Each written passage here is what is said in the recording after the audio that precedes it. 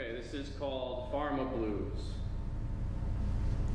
I had it so good with the bottle, the rattle, the card and the straw, the crush, the cut, the powdered line, the snort, the shuck, and the drip. They knew my name at the shop. They filled my scripts, sold me smiles, shared my secrets. I thought we were in love.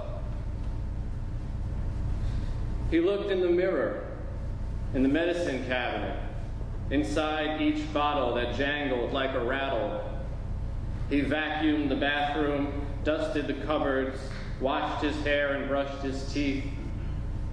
He walked the dog. He looked outside.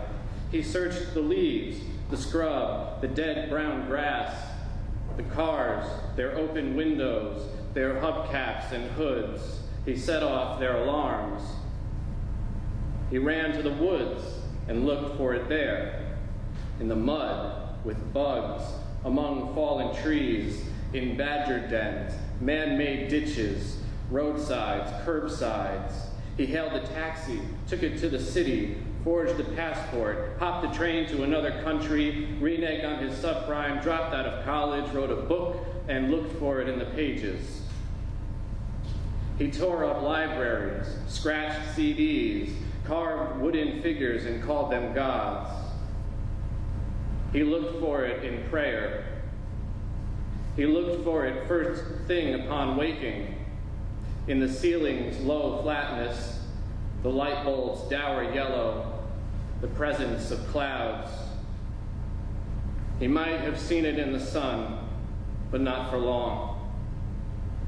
He tore up his floorboards and his neighbors and the mayor's, then dug a hole to China and climbed a mountain where he saw the heavens and looked for it there. He asked comets, planets, stars dead and living. He questioned the cosmos and the oceans, talking to dolphins and learning from fish. He was swallowed by whales, eaten by sharks, hunted by pirates, and harpooned for booty. He was made into oil. He became perfume, purchased in a pink box and placed in a pink purse. A woman sprayed him on her neck, and he went to the millionaire's ball, rubbing shoulders with a pearl-strung choker and a set of opal earrings. He wore off and floated around the room, looking for it in the hors d'oeuvres and diamond-studded cufflinks, the punch bowl and the open bar, the toilet and the vomit. He was flushed and left through the pipeline, looking for it in the sewage, smelling for it in the cesspool. He was evacuated, transported to a waste management plant, recycled, distilled, refiltered, removed to a lab where scientists stirred him, swirled him, rearranged his molecules, cleared him, and shipped him off. He sat on a shelf in a store, looking for it in shopping carts and red grocery baskets. He listened for it at the cash register, in the car on the way home, in the freon whir of a musty refrigerator. He went into a glass, then into a body that was so hot he evaporated through its skin.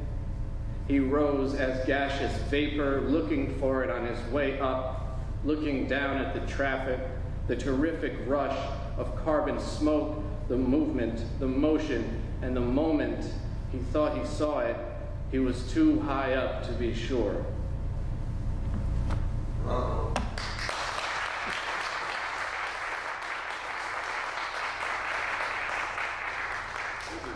If you need some fresh water on the line.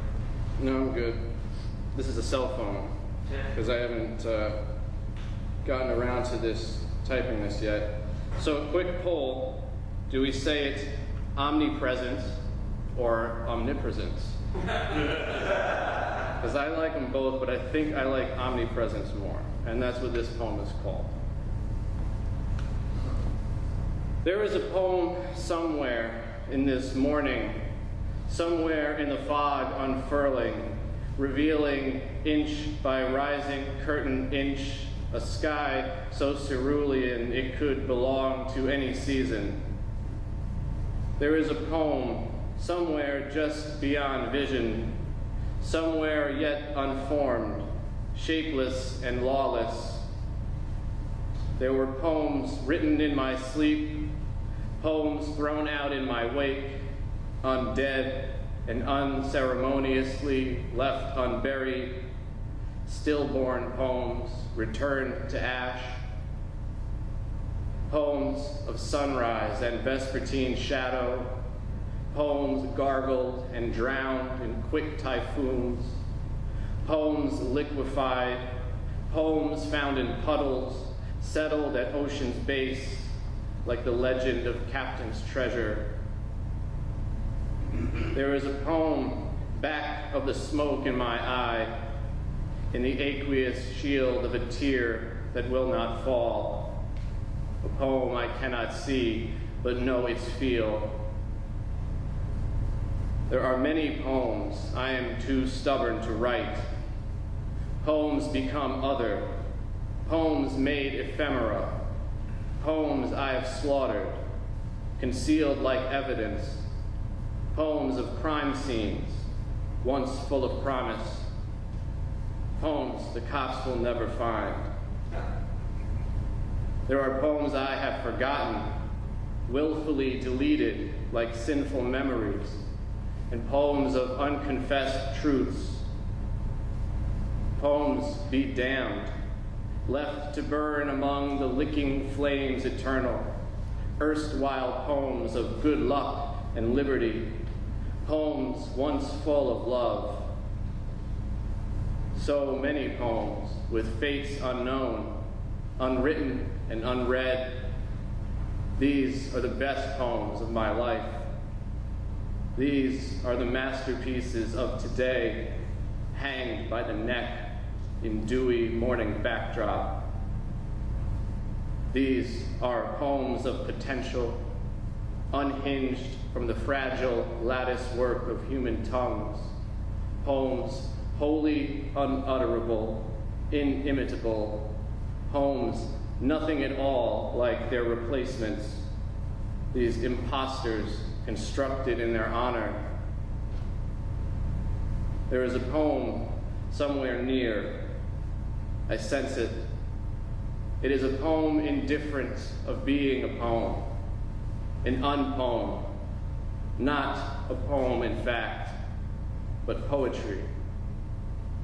There is poetry somewhere, and everywhere is somewhere.